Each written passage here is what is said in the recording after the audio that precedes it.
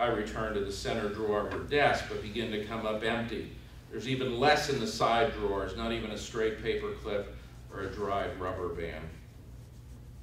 By now it's 4:35, and I'm starting to check my watch every 6 or 7 minutes. I decide to go out to my van for a little personal happy hour. I've got a bottle of Stoli on ice in the cooler, and I figure a couple of scooters will add some glow to a slow afternoon.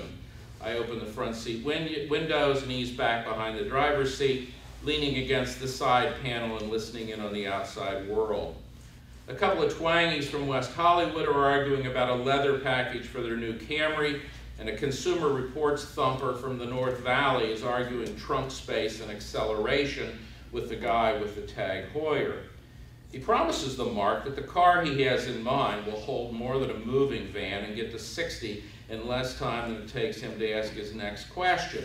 The Mark is undaunted and asks him whether or not both airbags are the same size and shape when they inflate. On the other side of the van is a beach boy who wants to put his board in the back of a Corolla wagon to check the fit. I take another hit from the Stoli and wonder whatever happened to the human interest stuff. The guys putting the moves on perfect strangers, or the girls reporting on their boyfriends' performances and statistics. So far, I haven't even heard a good argument or a clean joke. I pick up the Stoli bottle and slide to the rear of the van, checking the back window for better game. And suddenly there she is, back early. I return the Stoli to the cooler and check the glove compartment for some mints. They say you can't smell vodka, but that's bullshit, especially Stoli. There's always that little hint. I find some Tic Tacs, pop a handful, check myself in the mirror, straighten my collar, close the front windows, pick up a couple of discs and wires, and make my way back to the showroom. I'm moving slowly, Mr. Cool with the tools of his trade. But just before I get to the door, she's on her way back out. She flashes me a smile, says she forgot something and she has to go back out, but that she'll return at 8 and hopes I'll still be here. I tell her I'll do my best, wave goodbye with one of the discs, and return to the showroom. Al returns a few minutes later. He's wearing a new gold necklace, getting ready to hit the lounges on Van Nuys. He walks past the guy with the tag Heuer, pats him on the shoulder, hears the sound of the cash falling into the register in the back of his head, and walks toward me. I tell him the system is purring like a tomcat, and he refers me to a parts dealer in Northridge who might also be in need of my services. He says they had lunch together today. I give him gratitude and a little grovel as he checks out his necklace in the mirror above the water cooler. At 6:10, I take off for a little dinner. I go for protein and caffeine, and when I return, I remove the Tic Tacs from the glove compartment and take a few for insurance, just in case she comes back early. My luck holds. At 7:52, she walks into the showroom, looking as fresh as she did the first time she crossed my screen. She's even carrying a gift-wrapped oblong package in royal purple, maybe 8 inches by 20 inches.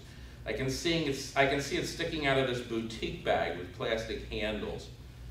I'm sitting in Al's office, looking out through the doorway, checking out the red satin bow and the broad ribbon, thinking maybe negligees or garter belts, a little gift to herself, something she might like to share.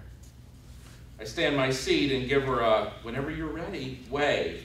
She walks over to the door and stands there silhouetted against a sky that is suddenly all yellow with streaks of reddish orange. She tells me she's ready, and I nod that I am too. This is really very nice of you, she says. I'll be right there, I say, popping an extra Tic Tac for backup as she walks toward her desk. I follow her like a loyal retriever. It's the printer, she says. It always worked fine before, but now there's some kind of problem. Something happened when you put in the network. Probably an Apple Talk, Ether Talk problem, I answer. I'm sorry, I should have caught it earlier. Giving her vulnerable. It's all yours, she says, standing back so I can sit down at her desk. I'll get out of your way for a while. She picks up the scissors from the front of her desk and walks off with her package. I think of the possibilities, cutting off the tags, those damn little plastic connectors with the T-shaped ends. I hate those things. They scratch the back of your neck all day or fall out on your date's bed or carpet that night. Lets her know you put on a new shirt just for the occasion. Gives her ideas. I diddle for a few minutes longer than I need to, raise her appreciation level a little. After a while, I look around, she's not there, so I diddle some more.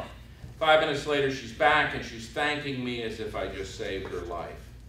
It's a simple problem, I answer. She'll be fine now. If you need any more help, just let me know.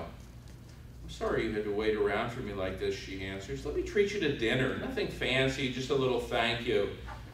I had a sandwich before, I answer, but that's very nice of you. Then how about a drink, she says. Like I said, sometimes the breaks just keep coming. I'll tell you what, she says. Give me a few minutes lead time to make a stop and change my clothes, and then meet me at my apartment. It's just a couple miles away in Studio City.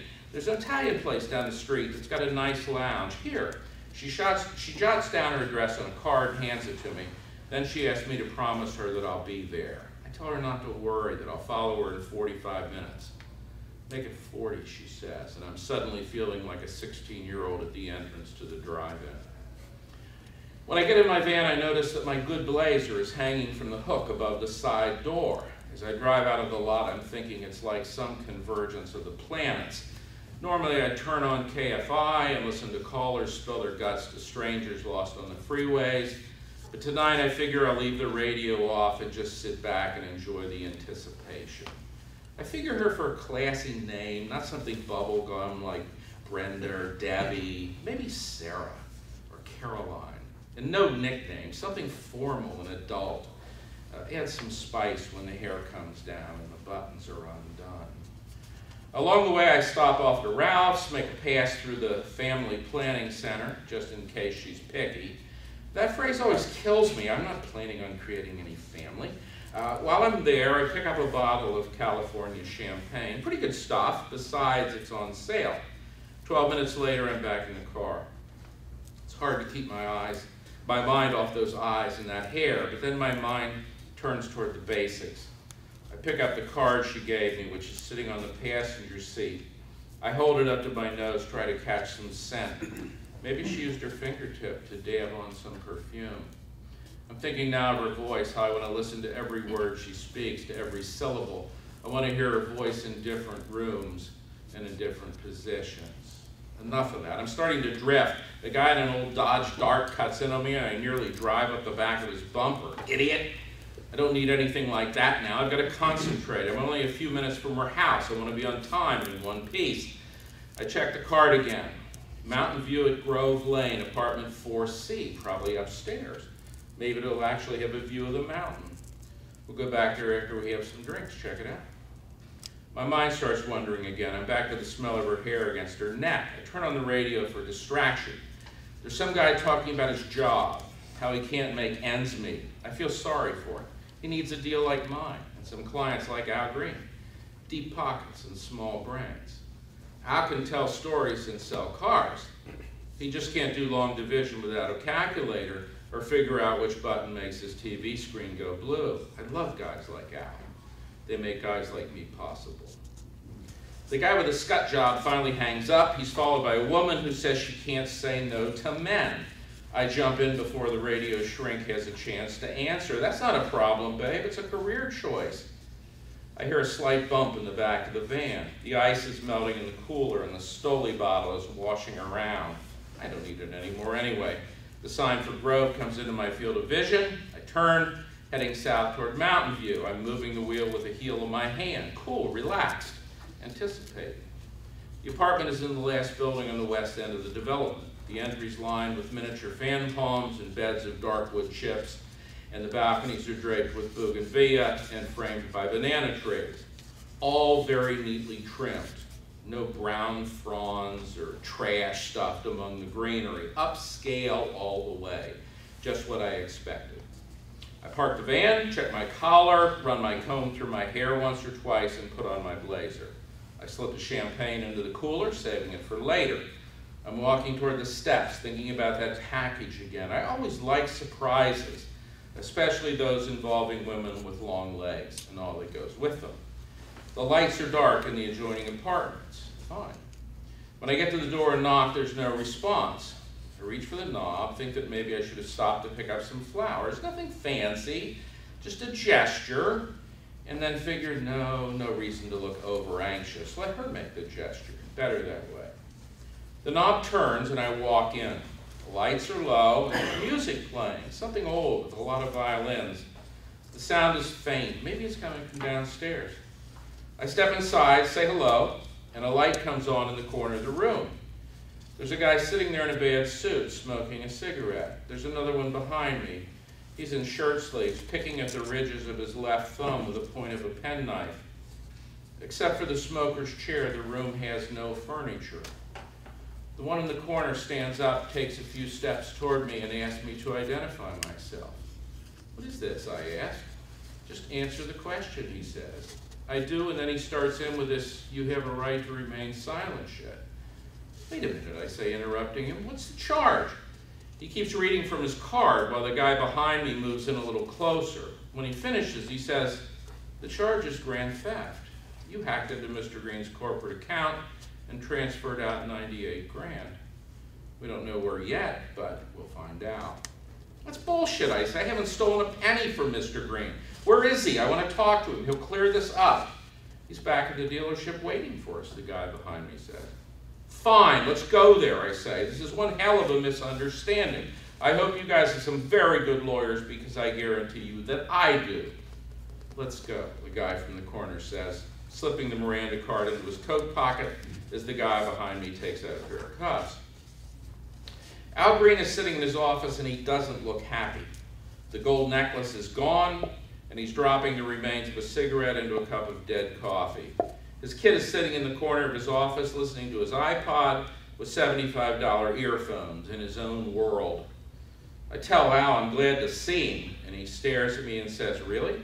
After you ripped me off? What do you mean, I ask? I never touched a penny of your money. Yeah, he answers. I've got something you ought to see.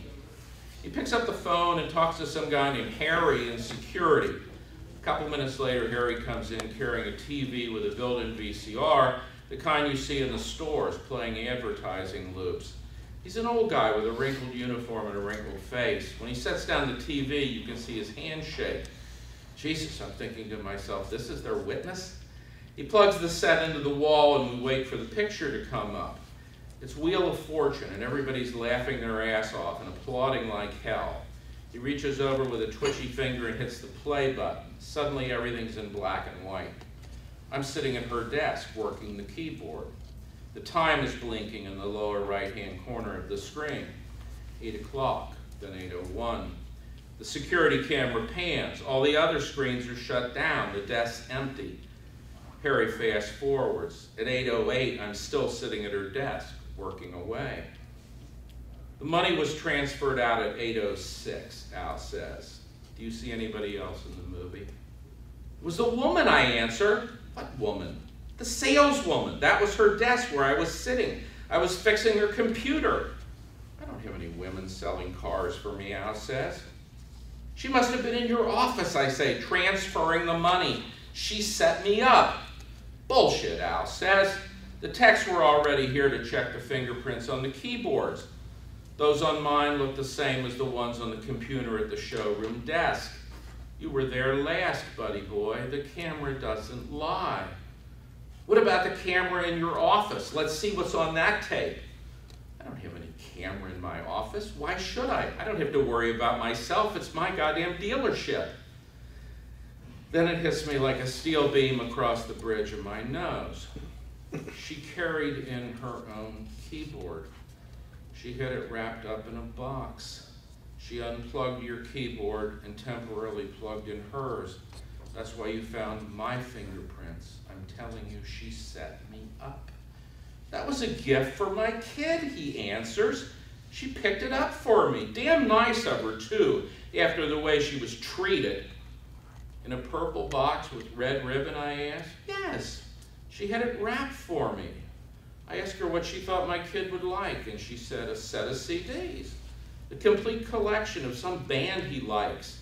I thought that was a pretty good idea. She also threw in the earphones, which was very thoughtful. My